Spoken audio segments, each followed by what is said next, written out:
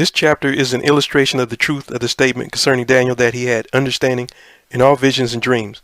Daniel 1 verse 17. The interpretation of the king's dream made Daniel famous in the court of Babylon. Here we have the history of a prophecy given to King Nebuchadnezzar in a dream. The real purpose was to help the king understand two things. First, that there is a God in heaven who reveals secrets, and second, to show the king what was to take place in the latter days. This was no ordinary dream. God used it to reveal his message to the Babylonian king. The dream reveals that God sets men up and he permits them to fall. God is no respecter of persons. To King Nebuchadnezzar was revealed his position of responsibility, and he was given the opportunity of working in harmony with God's plan. The power exercised by every earthly ruler on the earth is heaven imparted, and upon his use of the power thus bestowed, his success depends. To each the word of the divine watcher is, I girded thee, though thou hast not known me. Isaiah 45 verse 5. And to each the word spoken to Nebuchadnezzar of old, or the lesson of life, break off thy sins by righteousness, and thine iniquities by showing mercy to the poor, if it may be a lengthening of thy tranquility. Daniel chapter 4 verse 27. To understand these things, to understand that righteousness exalteth a nation, that the throne is established by righteousness, and upholden by mercy, to recognize the outworking of these principles in the manifestation of his power, who removeth kings and set up kings. This is to understand the philosophy of history. Proverbs 14 verse 34, 16 verse 12, 20 verse 28, Daniel 2 verse 21. In the Word of God only is this clearly set forth. Here it is shown that the strength of nations, as of individuals, is not found in the opportunities or facilities that appear to make them invincible. It is not found in their boasted greatness. It is measured by the fidelity with which they fulfill God's purpose. E.G. White, Prophets and Kings, pages 494 to 495. And in the second year of the reign of Nebuchadnezzar, Nebuchadnezzar dreamed dreams, wherewith his spirit was troubled, and his sleep brake from him. Then the king commanded to call the magicians, and the astrologers, and the sorcerers, and the Chaldeans, for to show the king his dreams. So they came and stood before the king. And the king said unto them, I have dreamed a dream, and my spirit was troubled to know the dream. Then spake the Chaldeans to the king in Syriac, O king, live forever. Tell thy servants the dream, and we will show the interpretation. The king answered and said to the Chaldeans, The thing is gone from me. If you will not make known unto me the dream, with the interpretation thereof, you shall be cut in pieces, and your houses be made a dunghill. But if you show the dream and the interpretation thereof, ye shall receive from me gifts and rewards, and great honor. Therefore show me the dream, and the interpretation thereof. They answered again and said, Let the king tell his servants the dream, and we will show the interpretation of it. The king answered and said, I know of certainty that ye would gain the time, because ye see the thing is gone from me. But if ye will not make known unto me the dream, there is but one decree for you. For ye have prepared lying and corrupt words to speak before me, till the time be changed. Therefore tell me the dream, and I shall know that ye can show me the interpretation thereof. The Chaldeans answered before the king and said, There is not a man upon the earth that can show the king's matter. Therefore there is no king, lord, nor ruler that asks such things at any magician, or astrologer, or Chaldean. And it is a rare thing that the king required, and there is none other that can show it before the king, except the gods, whose dwelling is not with flesh. For this cause the king was angry and very furious, and commanded to destroy all the wise men of Babylon. And the decree went forth that the wise men should be slain, and they sought Daniel and his fellows to be slain. Daniel made an accurate statement when he said the king's dream was in Nebuchadnezzar's second year. He and his friends had already finished their 3 years of training. They had been taken captive in Nebuchadnezzar's accession year and entered their training at that time. Nebuchadnezzar's year number began on New Year's Day, the first calendar year after his accession. So Nebuchadnezzar's year 2 would be the year Daniel and his companions finished their training, and thus the year when Daniel interpreted Nebuchadnezzar's dream. God reached Nebuchadnezzar by giving him a disturbing dream. By this time, Daniel and his companions were serving in the Babylonian court. Nebuchadnezzar's plan to get help in recalling his forgotten dream and to have its meaning revealed was to call in the wise men and demand that they not only recall the dream for him, but also give its interpretation. The wise men who Nebuchadnezzar called were 4 groups: the magicians, the astrologers, the sorcerers, the Chaldeans. They were men of science who practiced divination, magic, exorcism, and astrology, and yet they had been educated in strictly scientific studies as well. It was doubtless in these branches of knowledge and skill that Daniel and his Hebrew friends had excelled all the other wise men. The king's primary demand of the wise men was to reveal his forgotten dream. His secondary concern was the interpretation of it. After much discussion, the wise men declared their inability to reveal the dream. Little did they realize at that moment that the God of heaven would reveal the dream and interpretation. Immediately the decree went forth, pronouncing destruction upon all of them. In harmony with the decree, Daniel and his fellows were sought to be killed, even though they had not been called before the king. Then Daniel answered with counsel and wisdom to Arioch, the captain of the king's guard, which is gone forth to slay the wise men of Babylon. He answered and said to Arioch, the king's captain, "Why is the decree so hasty from the king?" Then Arioch made the thing known to Daniel. Then Daniel went in and desired of the king that he would give him time, and that he would show the king the interpretation.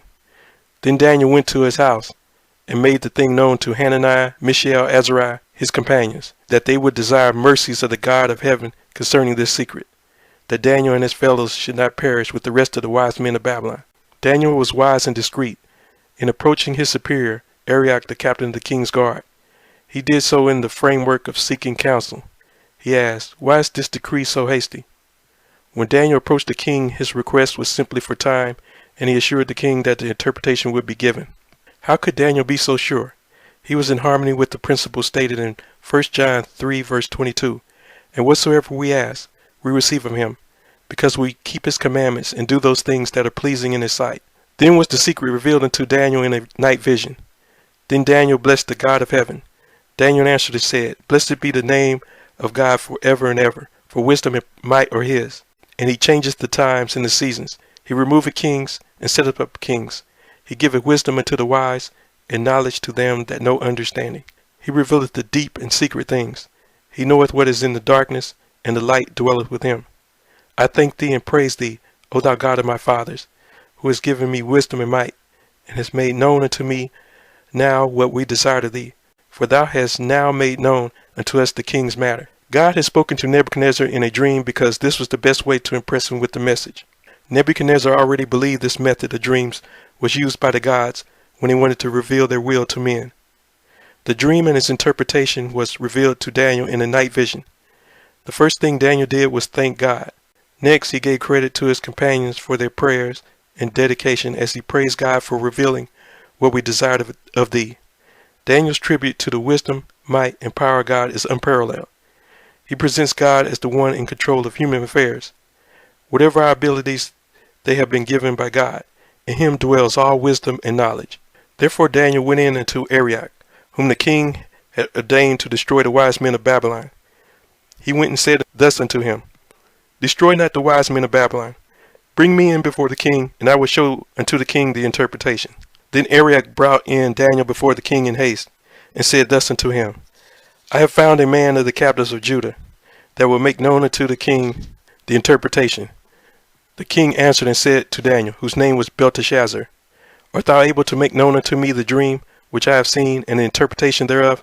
Daniel answered in the presence of the king and said, "The secret which the king have demanded cannot the wise men, the astrologers, the magicians, the soothsayers show unto the king. But there is a God in heaven that revealeth secrets, and maketh known to the king Nebuchadnezzar what shall be in the latter days. Thy dream and the visions of thy head upon thy bed are these. As for thee, O king, thy thoughts came into thy mind upon thy bed, what should come to pass hereafter. And he that revealeth secrets maketh known to thee what shall come to pass. But as for me, this secret is not revealed to me for any wisdom that I have more than any living, but for their sakes that shall make known the interpretation to the king, and that thou mightest know the thoughts of thy heart.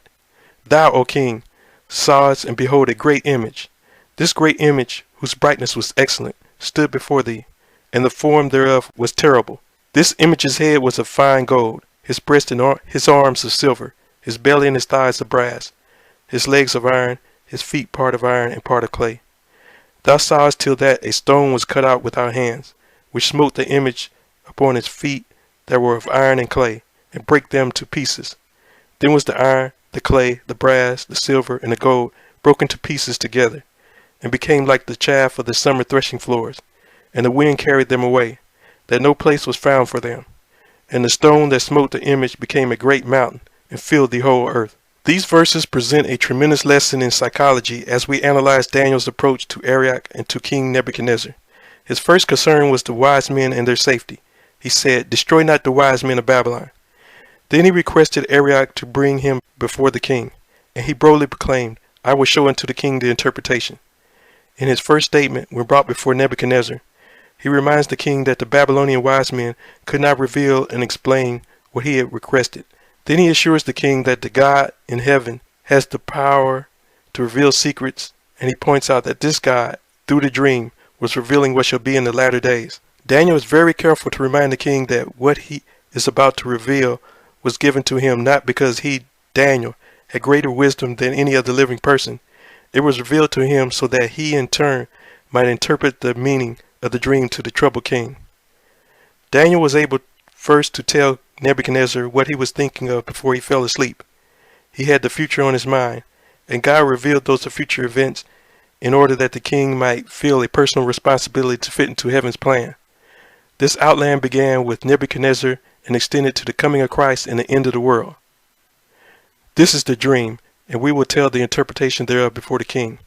Thou, O king, art a king of kings, for the God of heaven hath given thee a kingdom, power, and strength, and glory.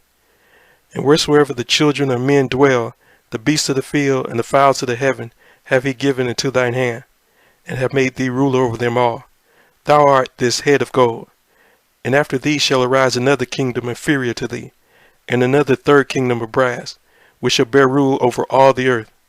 And the fourth kingdom shall be strong as iron, forasmuch as iron breaketh in pieces, and subdueth all things. And as iron that breaketh all these, shall it break in pieces and bruise. And whereas thou sawest the feet and toes, part of potter's clay and part of iron, the kingdom shall be divided. But there shall be in it of the strength of the iron, forasmuch as thou sawest the iron mixed with miry clay.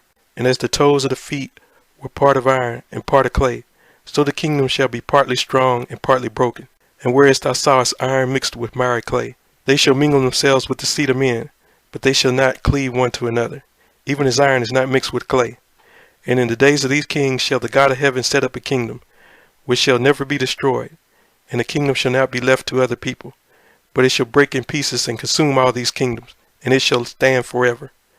Forasmuch as thou sawest that the stone was cut out of the mountain without hands, and that it brake in pieces the iron, the brass, the clay, the silver, and the gold, the great God hath made known to the king what shall come to pass hereafter, and the dream is certain, and the interpretation thereof sure.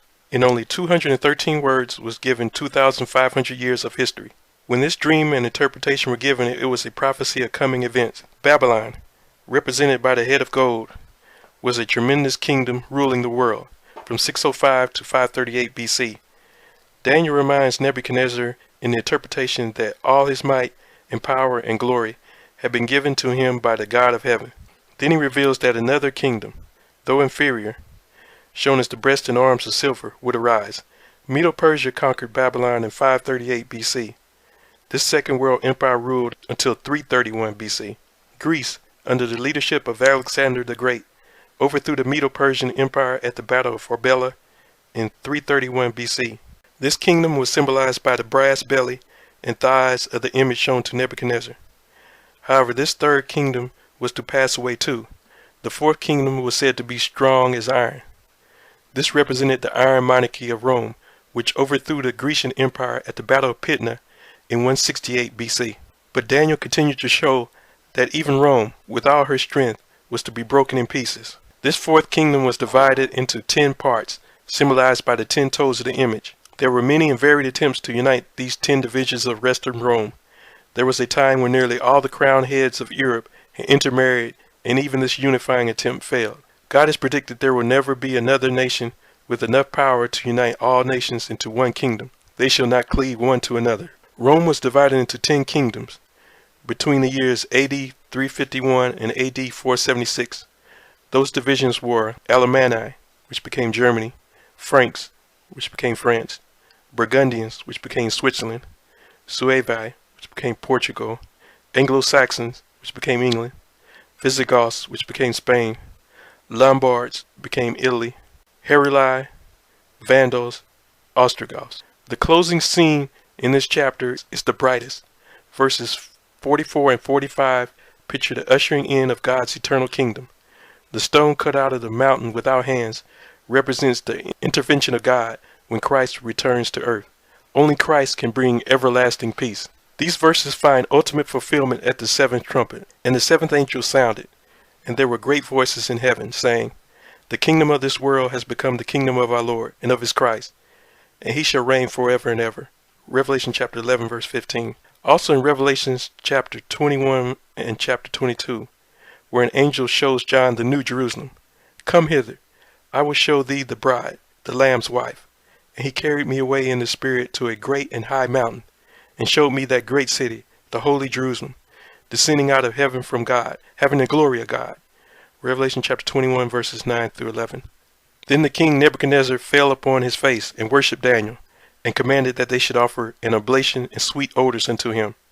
The king answered unto Daniel and said, Of a truth it is, that your God is a God of gods, and a Lord of kings, and a revealer of secrets, seeing thou couldst reveal this secret. Then the king made Daniel a great man, and gave him many great gifts, and made him ruler over the whole province of Babylon, and chief of the governors over all the wise men of Babylon. Then Daniel requested of the king, and he set Shadrach, Meshach, and Abednego over the affairs of the province of Babylon. But Daniel sat in the gate of the king. The dream and its interpretation had a good effect on King Nebuchadnezzar. His testimony concerning Daniel's God was threefold. Your God is a God of gods, he is Lord of kings, he can reveal secrets. Nebuchadnezzar honored Daniel by placing him in a high position over all the wise men of Babylon. As chief counsel to the king, Daniel's three companions were given positions of responsibility too. They were placed in charge of the provinces of Babylon. In summary, here in this chapter we see at work the controversy between Christ and Satan. The representatives of Satan were forced to exclaim concerning their ability to reveal the king's thoughts. There is none other that can show it before the king except the gods, whose dwelling is not with flesh. Daniel chapter 2 verse 11. It is clear that Satan cannot read the thoughts of a human mind, for the wise men of ancient Babylon could not reveal Nebuchadnezzar's dream. God won a great victory there. Down through the centuries, Satan has endeavored to prove incorrect the interpretation of this dream. God has said that the nations into which the fourth kingdom were to be divided would not again be united into one universal kingdom. See how Satan has worked to bring about a united Europe, and yet every attempt has failed. Charlemagne conducted 53 expeditions against 14 nations. He built an empire like the Caesars in the 9th century, but at his death it fell apart. Charles V of Spain tried to be the sole ruler in the 16th century. He conquered 7 nations, but was finally forced to abdicate because of illness.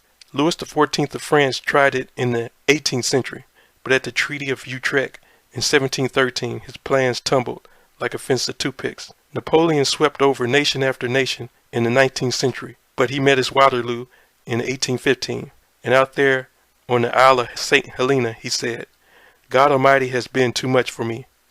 The plans of the Kaiser, Hitler, and Mussolini of more modern times have failed too, as will any such attempt in the future. During the perplexities and trials we face in life, a good person may appeal to God for help, for deliverance, and for guidance.